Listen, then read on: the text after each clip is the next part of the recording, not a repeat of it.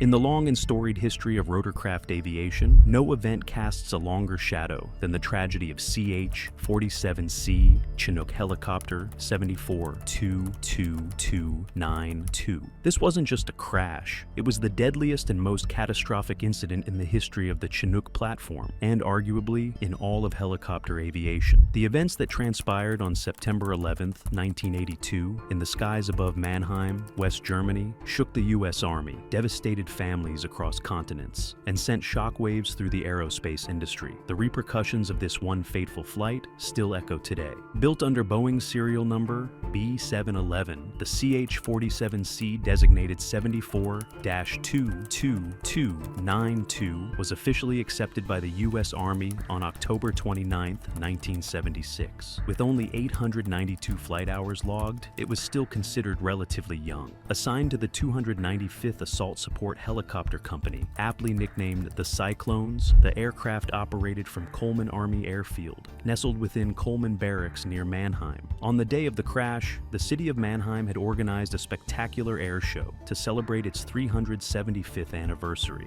Among the planned attractions, a dramatic skydiving display intended to break a world record by forming the largest airborne circle of parachutists ever assembled. 2 Chinooks were requested for the drop. Both arrived on time, yet a critical decision was made, one that would change everything. Instead of using both helicopters, only one 74-22-292 was chosen to execute the jump. A total of 46 people boarded the helicopter that day. The aircraft had seating for 33, which meant 11 individuals remained standing during takeoff. Among the passengers were multinational parachutists from France, Germany, and the UK, each hopeful, excited, and unaware that they were stepping aboard a flight that would never return. Despite the heavy load, the Chinook lifted off without issue, climbing smoothly into the sky. But what happened next would unravel faster than anyone could respond. The plan was to release the parachutists from 13,000 feet. However, around 8,000 to 9,000 feet, a message crackled through to the control tower. The crew aboard 292 reported a problem and announced their intention to descend for landing. On the ground, the pilot of the second Chinook overheard the radio chatter and entered his own cockpit to make contact via the company's private frequency. The response was initially calm,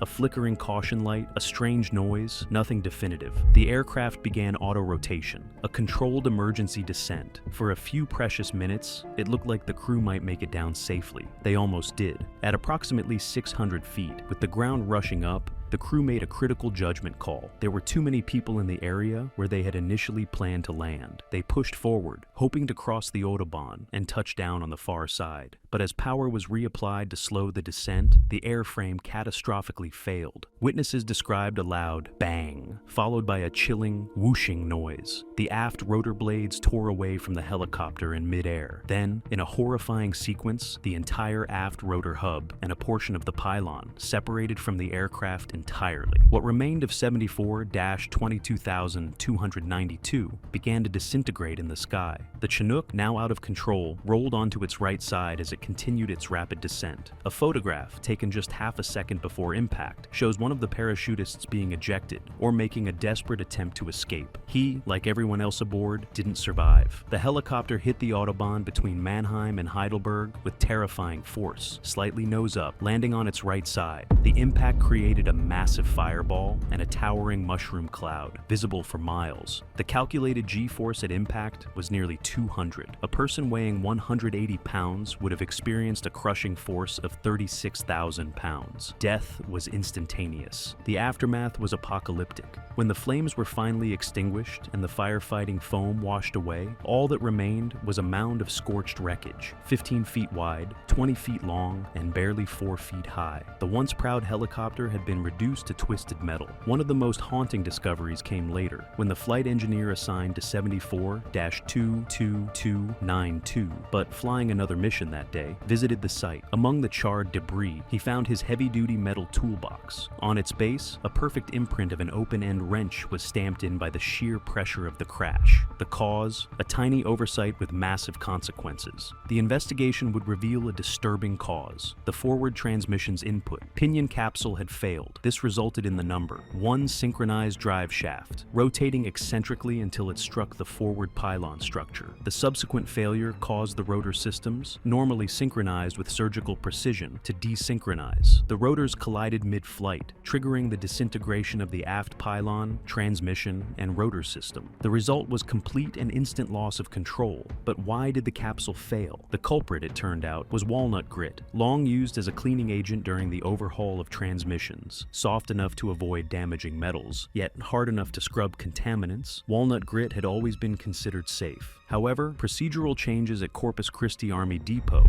introduced a dangerous variable. OSHA inspectors had deemed the 3,000 psi air pressure used to blow out the walnut grit as unsafe for workers. The pressure was lowered, but the result was catastrophic. The walnut grit was no longer fully cleared from the oil journals. In 74-22-292, it accumulated just enough to block a lubrication path, leading to bearing failure and eventual transmission collapse. Whether all details in this account are verifiable or partly anecdotal, what cannot be denied is the result. The walnut grit caused oil blockage. The blockage triggered component failure, and that failure brought down an entire helicopter filled with people. The crash prompted an immediate and sweeping reaction. All CH-47 helicopters using similar transmissions were grounded pending inspection. Of the nearly 400 helicopters affected, many were found to contain traces of walnut grit. The crash claimed 46 lives, including 5 U.S. Army crew members and 2 American Forces Network journalists. The parachutists came from around the world, France, Germany, and Wales, and their families were left shattered. On the 21st anniversary of the crash, survivors and families gathered at a memorial plaque at Neuilsheim Airport. Among them, Peter Kibble White, who lost his son Paul that day, read his son's name engraved into stone. For him and others, the pain has not faded. I learned of my son's death from a television broadcast, Kibble White recalled from his home in Wales. It was horrible. 9 Welshmen died in that accident. In his grief, he took up skydiving himself, vowing to finish the jump that his son never could. Another mourner, Paul Lopez, a veteran parachutist from Toulon, France, lost both his daughter and son in the crash. He brought a worn photo album to the memorial, containing rare images of the jumpers boarding 74-22292. Everyone was watching the helicopter go up, he said, but they never saw the jumpers come down. The cause may have been mechanical. The blame may have stretched across maintenance procedures and policy changes.